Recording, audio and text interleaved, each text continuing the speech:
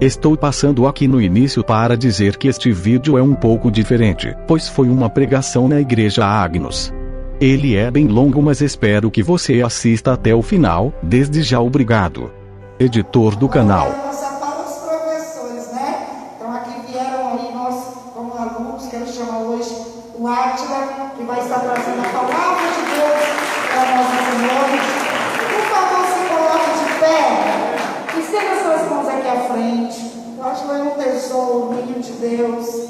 E eu sei que o Espírito Santo de Deus já colocou a palavra no coração dele e será ministrada ao meu e ao teu coração. Então abra teus ouvidos espirituais para ouvir. Continua ouvindo, porque Deus já está falando desde o princípio, para que você continue ouvindo o que Deus está falando à igreja. Amém? Boa noite, igreja. Graça e paz, amém? Amém. Aleluia.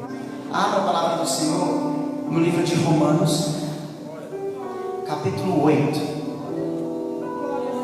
versículo 31. Romanos, capítulo 8, versículo 31. Eu estava pensando já há alguns dias numa mensagem, mas sabe quando o nosso tico e o teco assim do nosso cérebro não consegue relacionar as coisas? E num primeiro momento, há um mês, 2 atrás, quando eu estava pensando nessa palavra, parece que tudo se encaixava.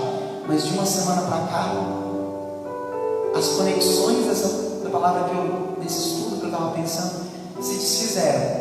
E hoje pela manhã, uma palavra tão simples, mas tão poderosa, a nossa irmã Elenilma, ela trouxe esse texto, que eu até fiquei assim, Senhor, mas é esse. Quem me conhece sabe que a minha Bíblia de Gênesis ao Apocalipse só tem Romanos 8, 38, 39. Toda vez que você pegar essa Bíblia que eu tenho, você já abre ela automaticamente Romanos 8, porque eu leio quase todo dia. Mas o Espírito Santo foi tão incisivo na palavra hoje de manhã, que eu falei, não, mas se não estava funcionando direito aquela, então é essa. Então Romanos 8, versículo 31 diz assim: que diremos, pois, à vista dessas coisas? Se Deus é por nós, quem será contra nós?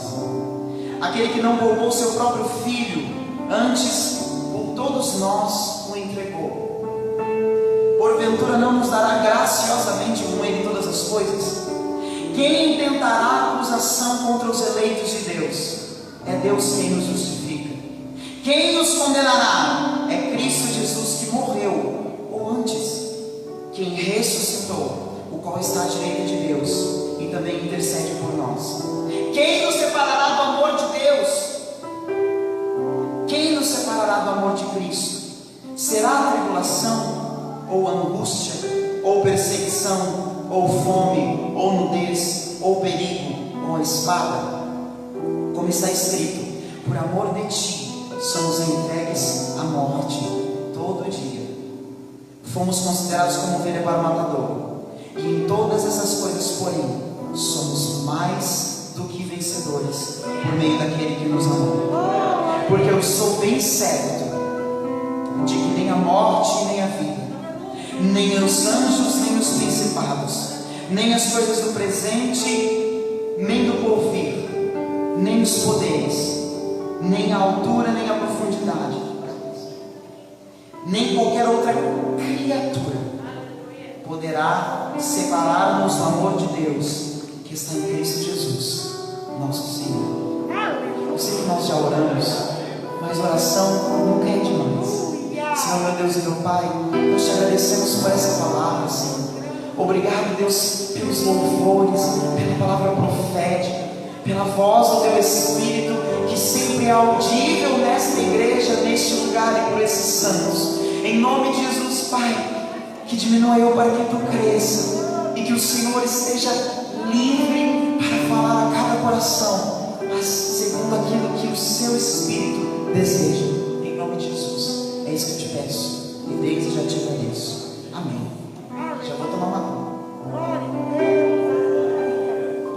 Existem 4 fatos que são realidades para a nossa vida, para a humanidade e para toda a nossa história.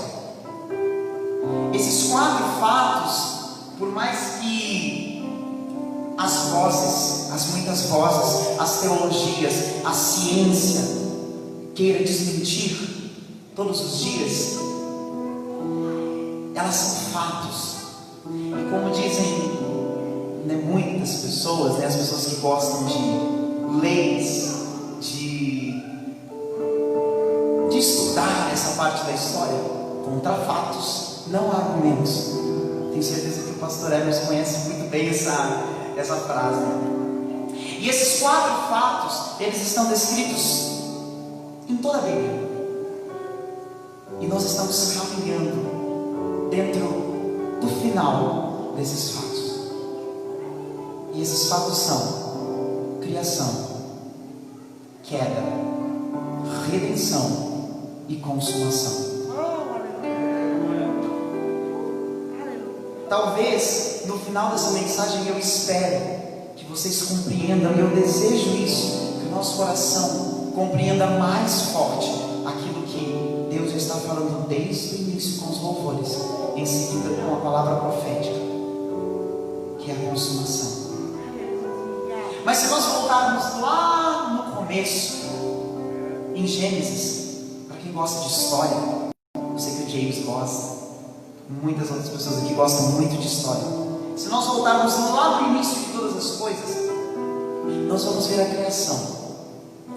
Deus, Ele é o Criador de todas as coisas, e isso é um fato, e contra fatos não há argumentos. Existe isso, nossos apóstolos, eles nos contaram enquanto nós tínhamos um momento de comunhão lá no Chile. A apóstola falou assim: veja um vídeo na internet que chama Design Inteligente, e você vai ver algumas coisas muito interessantes que foi descoberto na ciência e que comprovam a existência de Deus. Mas é lógico que essas coisas não são muito divulgadas, né? Porque senão quebra um pouco, né, o que as teorias que a ciência diz. Mas existem muitas evidências na terra, nos céus, na criação, porque quando o Criador Ele faz a sua criação, Ele deixa digitais, Ele deixa marcas. Nós sabemos que todas as vezes que Deus Ele criou as coisas, quando você lê lá em Gênesis capítulo 1, Ele chama a existência, mas mesmo assim nós temos as marcas de Deus em todas as coisas. Mas aonde há mais marcas das digitais de Deus é no ser humano, porque Ele nos fez a sua imagem e sua semelhança. E a palavra de Deus diz que quando Deus foi para coroar a sua criação, depois de ter feito os céus, a terra, as plantas, os mares, Ele conversou ali com a Trindade. É tão difícil às vezes de entender isso, né? Porque Deus é um e é três, Ele é um e é três de novo. Mas Ele conversou ali com a Trindade e Ele disse: façamos o homem a nossa imagem e semelhança. E isso está lá em Gênesis capítulo 1, versículo 26. E essas são as palavras de Deus: façamos o homem a nossa imagem e semelhança. E assim Deus fez. E assim nós fomos criados, seres que deveriam ser coroa da criação de Deus, seres que deveriam ser o principal de tudo, dominar. Deus nos fez para dominar sobre a criação. É por isso que nós, mais humildes que sejamos, gostamos de liderança, gostamos de estar à frente das coisas, gostamos de produzir, porque esse ato de produzir, de fazer, de criar coisas é o reflexo daquilo que nós perdemos lá atrás, quando houve a queda. Então Deus nos fez a sua imagem e semelhança. Nós não saberíamos o que estava por vir, mas Deus nunca perdeu o controle de nada. Deus, Ele nunca perdeu o controle de absolutamente nada. E isso é muito importante para nós. A gente pode estar passando por tristezas, lutas, dificuldades, períodos de ansiedade, depressão, mas nada foge do controle das mãos de Deus. Nós podemos passar por muitas lutas, nós podemos nos sentir sós, mas nada foge do controle das mãos de Deus. E quando nós lemos, não precisa abrir, mas se as meninas puderem colocar no telão, eu vou ficar muito feliz. Gênesis capítulo 5, versículo 3. Logo depois da queda, aconteceu uma coisa muito interessante. Gênesis capítulo 5, versículo, obrigado. Gênesis capítulo 5, versículo 3, vai dizer assim: viveu Adão 130 anos e gerou um filho à sua imagem, conforme a sua imagem, a sua semelhança, conforme a sua imagem. E ele chamou Sete. Olha que interessante, Adão foi criado à imagem e semelhança de Deus. E assim ele viveu muitos e muitos anos. Mas depois de toda a queda, Adão teve um filho chamado Sete. E esse filho não era mais a imagem e semelhança de Deus, mas ele era feito à imagem e semelhança de Adão. E aí começa a nossa história. Aí começa a nossa vida. Quando nós estávamos no jardim, quando Adão e Eva estavam no jardim, eles estavam no centro da vontade de Deus. Eles eram a imagem e semelhança do Criador, porque neles não havia pecado, neles não havia desobediência, não havia ego, não havia aquilo que os separava de Deus. E agora, uma vez que eles são tomados pelo ego, porque a consequência do pensamento de Eva foi a desobediência, mas a raiz do pecado de Eva foi quando ela acreditou, quando a serpente questionou. É interessante quando nós vemos a serpente questionando Eva, porque ela disse: foi assim que Deus disse? Foi assim que Deus disse que vocês morreriam se comerem do fruto? E nesse questionamento, infelizmente Eva se deixou levar, mas nada fugiu do controle das mãos de Deus. E aí Eva desobedeceu, e Eva fez Adão desobedecer, mas isso não tira a condenação de Adão. Nós não sabemos o que poderia ter acontecido se Adão tivesse falado: não, Eva, você está errada. E nem adianta ficar perdendo tempo com essas coisas. Nós estamos aqui, e é importante nós analisarmos o que a palavra de Deus diz, não que teorias ficam teorizando em cima do que a palavra de Deus não disse. Deus conhece todas as coisas. E aí nós vemos que nós agora perdemos a essência de todas as coisas. Nós deixamos de ser a imagem e semelhança de Deus, puro, santo, imaculado, poderoso, grande, eterno, e começamos a viver segundo a imagem e semelhança de Adão. Nós pecamos, nós erramos, nós tropeçamos, nós morremos. E a partir daí, por causa de um só homem, toda a criação foi condenada. Uma vez eu até comentei isso na oração. Estava conversando com um primo meu, e esse primo ele se tornou levemente incrédulo, levemente para ser bem generoso. Mas ele me questionou isso, dizendo: mas parece tudo um teatro de Deus. E às vezes nós questionamos mesmo. Mas se Deus já sabia, nada foge do controle das mãos de Deus. Nós saímos da proteção de Deus. A gente sabe, muitas vezes foi falado aqui, que existe a vontade boa, perfeita e agradável de Deus, e existe a vontade permissiva de Deus. Deus, ele respeita, e ele é tão justo, que ele permite que você plante qualquer semente. Mas ele também é justo o suficiente para permitir que você colha aquilo que plantou. Afinal de contas, não tem como a gente plantar pepino e cebola querendo comer maná e leite de Canaã. Você planta pepino e cebola, irmão, você vai comer pepino e cebola. Se você planta morango, você vai colher morango. Agora, se você é um pouco mais ousado e resolve ir para Canaã, passar pelo deserto, lá vai ter uva, vai ter leite, vai ter mel. Aquilo que você plantar, você vai colher. Deus é justo. permitir que você plante exatamente o que você quiser, mas Ele é justo o suficiente para permitir que você colha aquilo que você plantou. Nós somos criados e nós caímos por causa de Adão e Eva. E aí gerou uma coisa terrível em nós.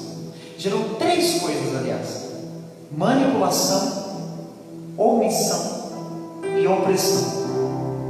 Perceba que esses 3 males nos cercam todos os dias.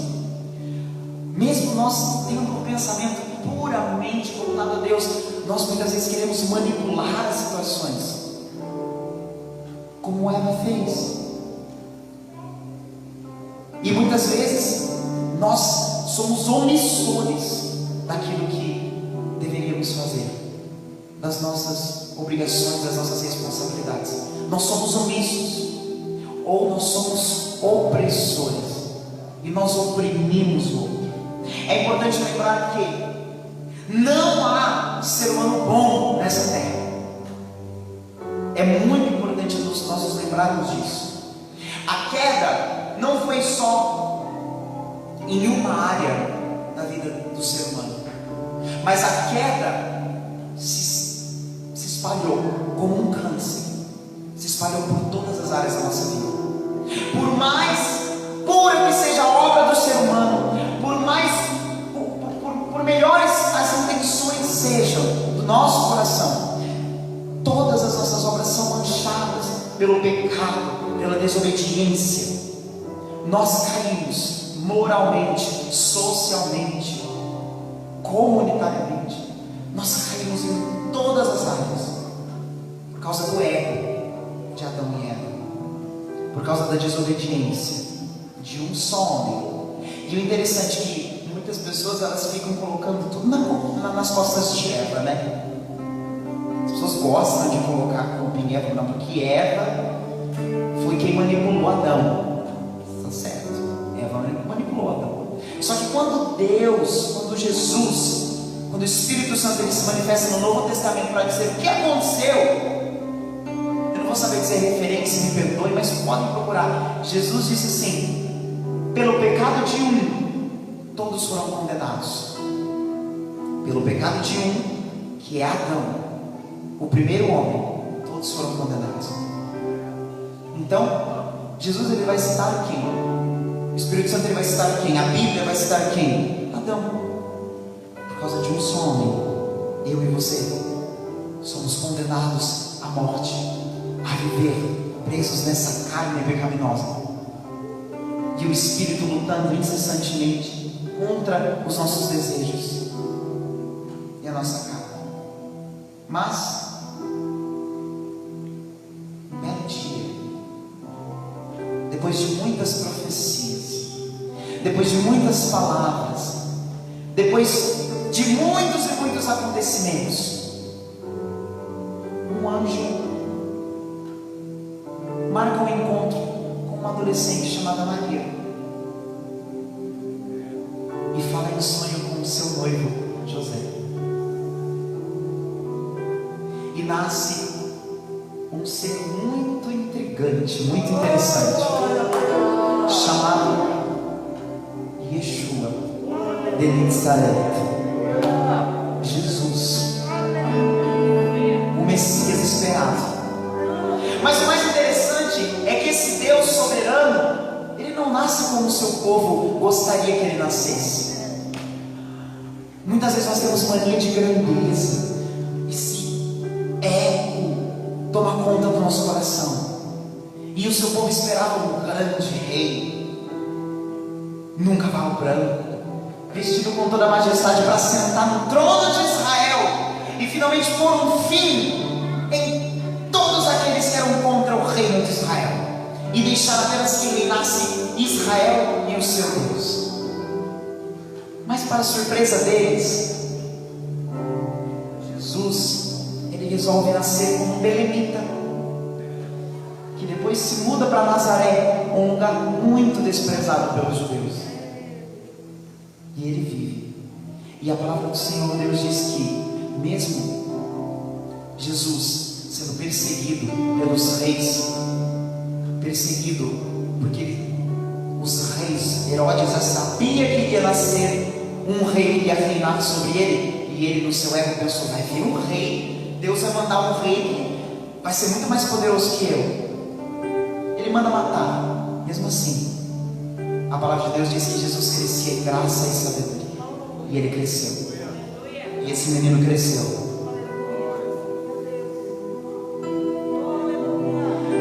E ele se tornou um homem de dores, um homem que a própria palavra de Deus diz que ele não tinha beleza nem formosura, ele não tinha nenhuma beleza externa, mas dentro de um corpo físico e mortal continha toda a glória e poder do soberano Deus. E nós vemos esse Jesus crescendo e operando milagres e maravilhas, e nós passamos já da criação para a queda e entramos na redenção.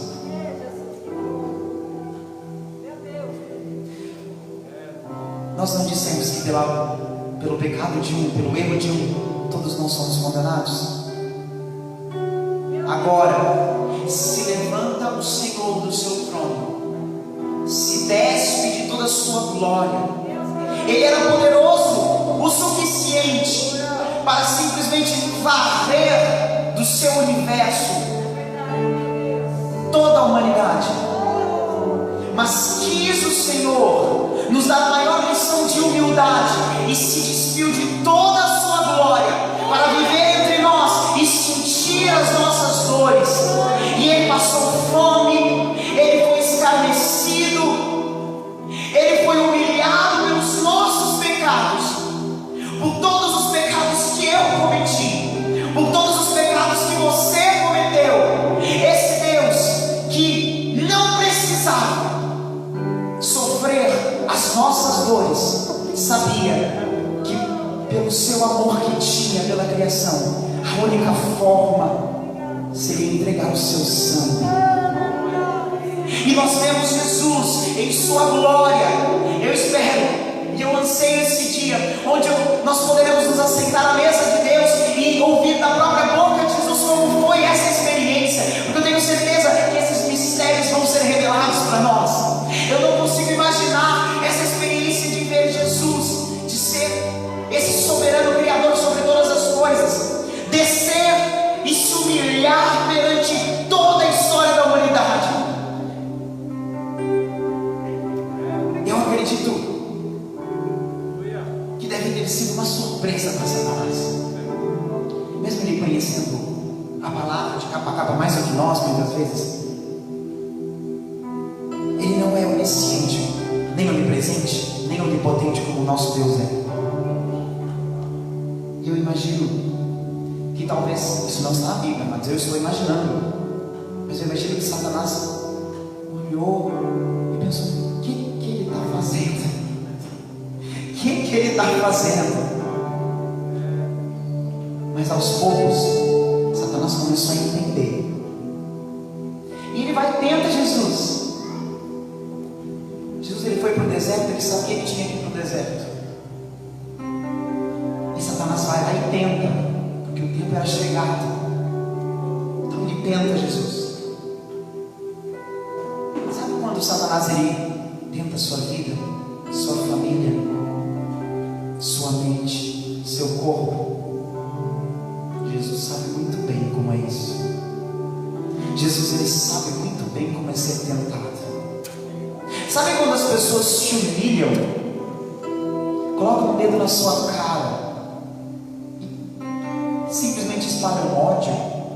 Jesus sabe muito bem como é isso. Sabe aquela sua dor de estômago, pela fome que talvez você passe, ou pela doença que você tem? Deus sabe muito bem como é sentir tudo isso. Jesus se despiu de toda a sua glória, de toda a sua beleza e formosura, e humilhou-se a si mesmo para viver como nós vivemos, porque ele sabia que que era necessário morrer para redimir os meus pecados e os seus pecados. Ele sabia que era necessário esse sacrifício. É por isso que muitas vezes é difícil para o ser humano entender. Porque imagine o tempo de Deus,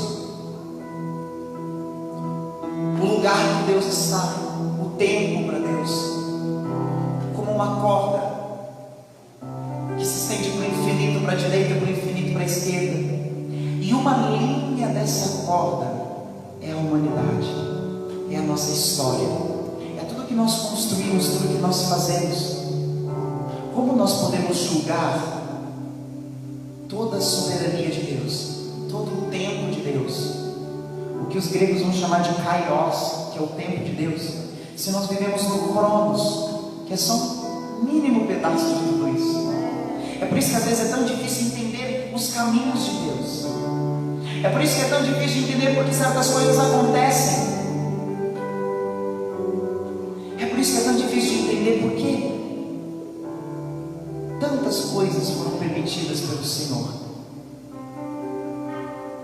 Todos os males ocorreram por causa de nós. É por isso que a palavra do Senhor diz que a ardente expectativa da criação aguarda a manifestação dos filhos de Deus. Porque até mesmo a criação sabe que quando os filhos de Deus se manifestam e são revestidos de poder pelo Espírito Santo,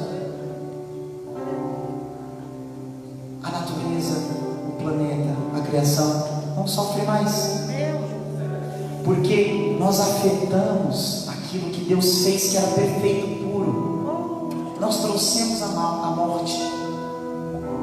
E a morte acompanhou o ser humano até a crucificação. Até o momento da crucificação, quem reinava sobre a terra era a morte. Nós já tivemos estudos magníficos do pastor Salles aqui, explicando tudo isso. Como era a morte antes, como era a morte depois de Jesus, como é a morte depois de Jesus. Nós já conhecemos tudo isso. Mas no momento em que Jesus, na cruz, ele declara: tetelestai, está consumado. Ali ele marca um fato que nos acompanha até hoje, o período da consumação. Nós passamos pela criação, nós passamos pela queda, passamos pela redenção, e agora nós conhecemos a consumação. E aqui nós temos todas essas palavras proféticas que Deus está nos revelando todos os dias. Romanos 8, ele é uma carta que eu simplesmente amo a carta de Romanos. E Romanos 8 é incrível, porque parece que aqui o apóstolo Paulo ele vai resumir a queda, a criação, a queda, a redenção e a consumação, tudo em um capítulo só. Ele resume tudo isso que nós vivemos e explica todas as coisas de uma maneira muito clara, muito clara. E agora, se por um homem todos nós somos condenados, por um homem, Jesus de Nazaré, nós temos a possibilidade de conhecer mais uma vez o que é um relacionamento com Deus. Aleluia. Glória a Deus. Eu acho que você não entendeu. Quando nós estávamos lá no Éden, nós tínhamos um período muito incrível do dia, que era o entardecer, onde Deus, o Espírito Santo, a gente já sabe que a Trindade estava lá. Mas Deus, ele vinha e tinha um período de comunhão com o ser humano, com Adão e Eva. E eu consigo imaginar talvez Deus perguntando: Adão, como que estão as coisas aqui pelo jardim? Está cuidando? Está fazendo? Está podando as árvores? Está dando de comer para os meus bichinhos aí? Está fazendo tudo certo, Adão? E nós perdemos isso. Até mesmo Os filósofos, você pode estudar isso. As pessoas não gostam de que a gente fale sobre isso. Mas existe um filósofo muito interessante. Não lembro se é o Karnal ou se é o Pondé. E, gente, esse Karnal é Karnal mesmo. Mas eu acho legal algumas proposições que ele faz. E um desses dois, eu não lembro qual, ele vai dizer que dentro do ser humano existe algo que clama por um Criador. Se até os incrédulos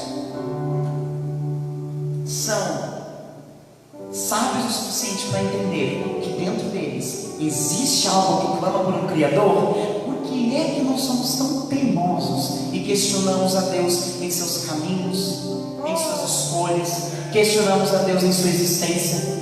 Se até os incrédulos sabem que existe algo que eles não conseguem explicar, que nos move a um relacionamento com Deus, por que a gente vai brigar com o Espírito Santo? Jesus, ele morre com uma finalidade: para que todos aqueles que escolherem viver por Ele, para a sua glória, possam mais uma vez e de uma vez por todas conhecê-lo verdadeiramente. Glória a Deus! Aleluia! Glória a Deus! Santo, santo, santo. Eu acredito fielmente que a palavra de Deus é a maior profecia que nós temos. A maior profecia. Nós podemos buscar adivinhos, profetas, pessoas conhecedoras em todos os lugares, mas a maior profecia que nós temos é a palavra de Deus.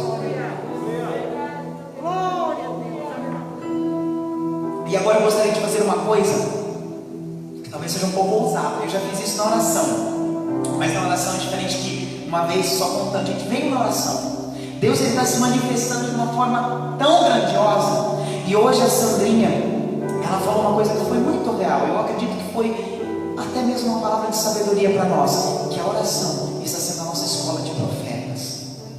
Deus, ele está agindo diferente e levantando profeticamente pessoas na oração. Então, não perca essa oportunidade. Se você pode estar. Se você não pode, Deus conhece o seu coração e Ele vai visitar aonde você está. Mas se você pode, não faz que nem eu e fica na cama com preguiça às vezes, porque todo mundo sabe que às vezes eu perco a hora, porque eu sou levemente preguiçoso. É o Adão que habita em mim aí, o velho Adão, que às vezes quer se manifestar. Mas eu estou me esforçando para estar aqui todas as manhãs. Então venha, porque Deus, ele tem que se manifestar de uma maneira grandiosa. Grandiosa. E na oração do dia eu falei assim: gente, vamos ler um livro inteiro da Bíblia agora. Daí eu fiquei assustado que alguns olharam assim: você vai ler um livro inteiro? E gente, é o livro de Tito. Foi só um capítulo, tranquilo. Graças a Deus, foi lindo, foi maravilhoso. E deu para ler, não ficaram com sono, tá? Glória a Deus. Que o terror de um professor é que os alunos durmam na aula. Pelo menos para mim é. Eu gostaria de ler o capítulo 8 do começo com vocês. Mas se vocês não tiverem com Bíblia, ou se vocês não quiserem, apenas escutem a palavra de Deus. E em nome de Jesus, eu clamo ao Espírito Santo que o Senhor se manifeste através da sua palavra, Senhor. E que assim como o Senhor falou profeticamente através dos louvores, através da tua palavra, Senhor, que o Senhor abra os ouvidos de cada um que está aqui para compreender aquilo que o Senhor quer nos dizer nessa noite, através desse texto, Senhor, porque nós cremos que essa é a sua palavra, Pai. Essa é a sua palavra fiel e verdadeira. É bem rápido. Agora, pois, já nenhuma condenação há para os que estão em Cristo Jesus, porque a lei do Espírito da vida em Cristo Jesus te livrou da lei do pecado e da morte. Porquanto o que fora impossível à lei, no que estava enferma pela carne, isso fez Deus enviando o seu próprio Filho em semelhança de carne pecaminosa e no tocante ao pecado, e com efeito condenou Deus na carne o pecado, a fim de que o pecado da lei se cumprisse em nós, e não andamos segundo a carne, mas segundo o Espírito. Porque os que se inclinam para a carne cogitam as coisas da carne, mas os que se inclinam para o Espírito, das coisas do Espírito. Porque o pendor da carne dá para a morte, mas o Espírito para a vida e paz. Por isso, o pendor da carne é inimizade contra Deus, pois não está sujeito à lei de Deus, nem mesmo pode estar. Portanto, os que estão na carne não podem agradar a Deus. Vós, porém, não estáis na carne, mas no Espírito. Se de fato o Espírito de Deus habita em vós, e se alguém não tem o Espírito de Cristo, esse tal não é dele. Se, porém, Cristo está em vós, o corpo, na verdade, está morto por causa do pecado, mas o Espírito é vida por causa da justiça. Se habita em vós o Espírito daquele que ressuscitou a Jesus dentre os mortos, este mesmo que ressuscitou a Cristo Jesus dentre os mortos, vivificará também o vosso corpo mortal, por meio do seu Espírito que em vós habita. Assim, pois, irmãos, somos devedores, não à carne, como se constrangidos a viver segundo a carne. Porque se viverdes segundo a carne, caminhos para a morte, mas se pelo Espírito mortificardes os defeitos do corpo, certamente vivereis. Pois todos os que são guiados pelo Espírito de Deus são filhos de Deus. Porque não recebestes o espírito de escravidão para viverdes outra vez atemorizados, mas recebestes o espírito de adoção, baseados no qual chamamos Abba, Pai. O próprio Espírito testifica com o nosso espírito que somos filhos de Deus. Ora, se somos filhos, somos também herdeiros, e herdeiros de Deus, e co-herdeiros com Cristo. E se com Ele sofremos, e se com Ele sofremos, e se com Ele sofremos, e se com Ele sofremos, também com Ele seremos glorificados. Porque para mim tem um certo, que os sofrimentos deste tempo presente não podem ser comparados com a glória a ser revelada em nós. A ardente expectativa da criação aguarda a revelação dos filhos de Deus, pois a criação está sujeita à vaidade, não voluntariamente, mas por causa daquele que a sujeitou, na esperança de que a própria criação será redimida do cativeiro da corrupção para a liberdade da glória dos filhos de Deus. Porque sabemos que em toda a criação, em um só tempo, geme e suporta angústias até agora. E não somente ela, mas também nós, que temos as primícias do Espírito, igualmente gememos em nosso íntimo, aguardando a adoção de filhos, a redenção do nosso corpo, porque na esperança fomos salvos. Ora, esperança que se vê não é esperança, pois o que alguém vê, como espera? Mas esperamos o que não vemos, com paciência o aguardamos. Também o Espírito semelhantemente nos assiste em nossa fraqueza, porque não sabemos orar como convém, mas o mesmo Espírito intercede por nós sobremaneira, com gemidos inexprimíveis. Aquele que sonda os corações sabe qual é a mente do Espírito, porque segundo a vontade de Deus é que Ele intercede pelos santos. Sabemos que todas as coisas cooperam para o bem daqueles que amam a Deus, daqueles que são chamados segundo o seu propósito, porquanto aos que de antemão conheceu, também nos predestinou para serem conformes à imagem de seu Filho, e a fim de que ele seja o primogênito entre muitos irmãos. E aos que predestinou, esse também chamou, e aos que chamou, esse também justificou, e aos que justificou, esses também glorificou.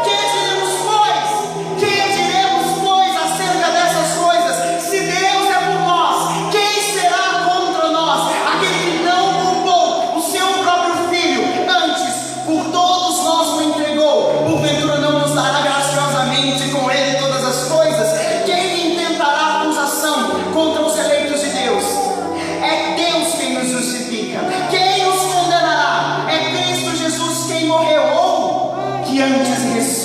ressuscitou, o qual está à direita de Deus e também intercede por nós. Quem nos separará do amor de Cristo? Será a tribulação? Conte comigo. Será a tribulação, ou angústia, ou perseguição, ou fome, ou nudez, ou perigo, ou espada?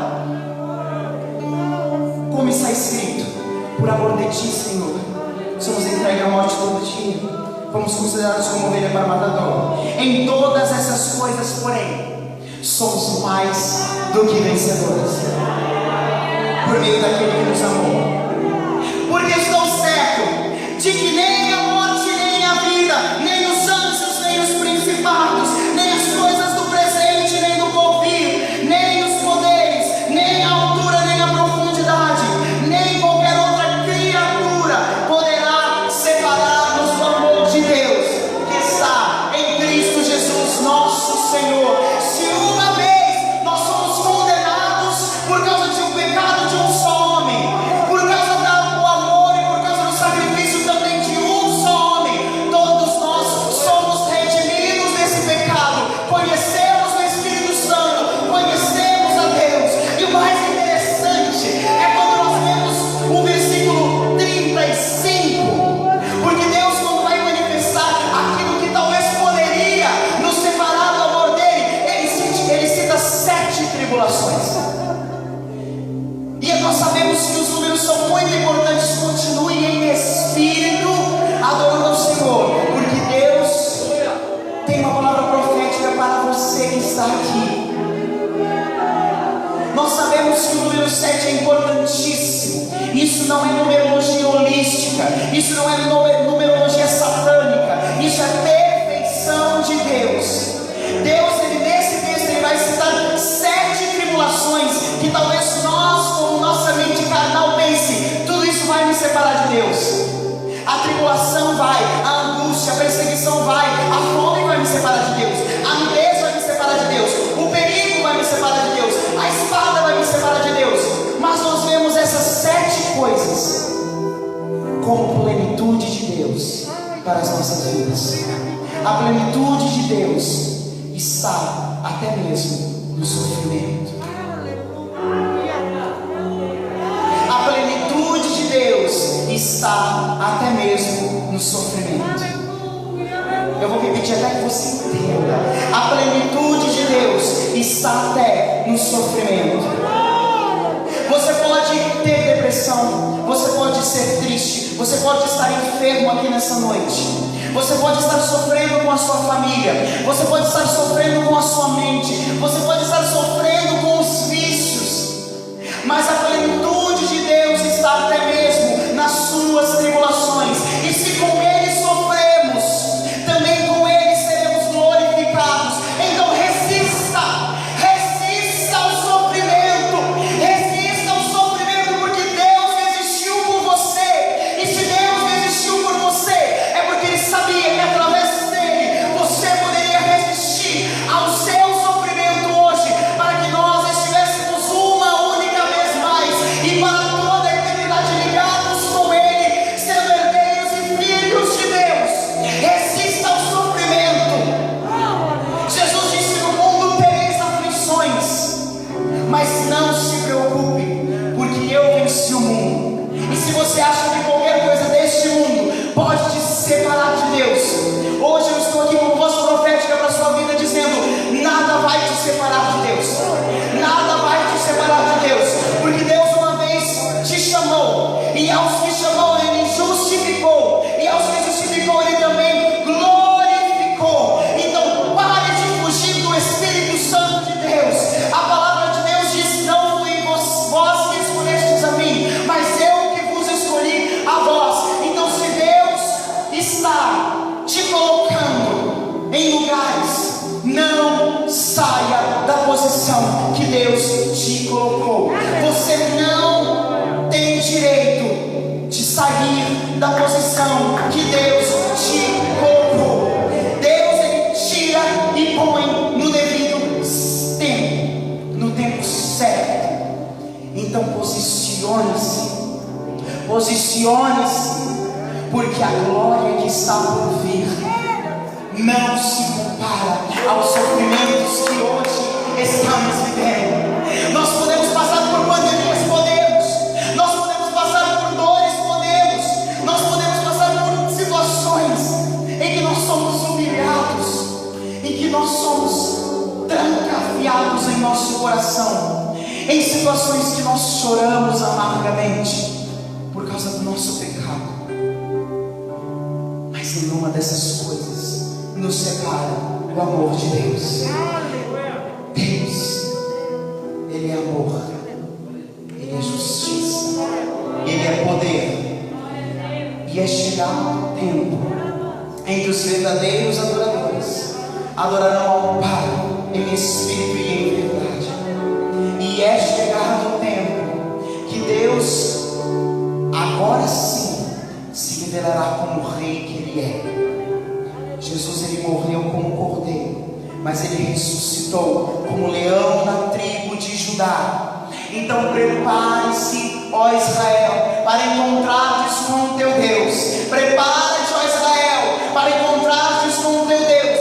O que tiver que ser feito, faça agora. O que tiver que ser feito, faça agora. O que tiver que ser dito, diga agora. Porque vai chegar um tempo que Deus retirará de nós o Espírito dele. E aqueles que estão em Cristo e permaneceram em Cristo subirão com o Espírito Santo. E aqueles que ficarem sofrerão grande dor, porque Deus, Jesus está voltando. Jesus está voltando. Jesus está voltando.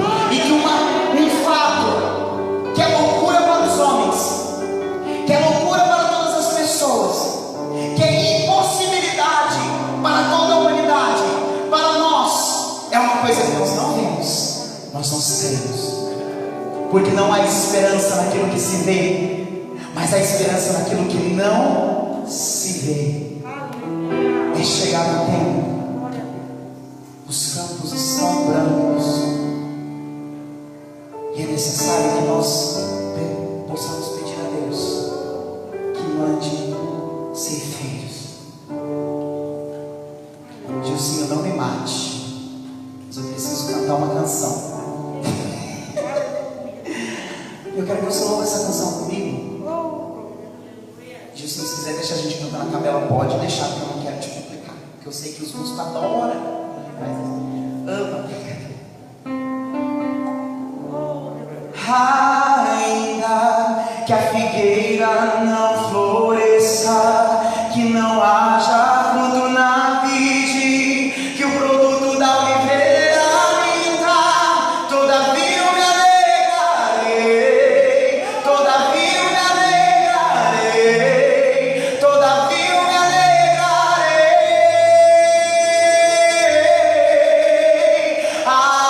Ainda que a figueira não floresça, que não haja fruto na vide, que o produto da oliveira minta, todavia eu me alegrarei, todavia eu me alegrarei, todavia eu me alegrarei. O choro dura uma noite, mas a alegria ela vem pela manhã. Eu creio, eu creio. O choro dura uma noite, mas a alegria ela vem pela manhã. Eu creio, eu creio. Ainda que a figueira não floresça, que não haja fruto na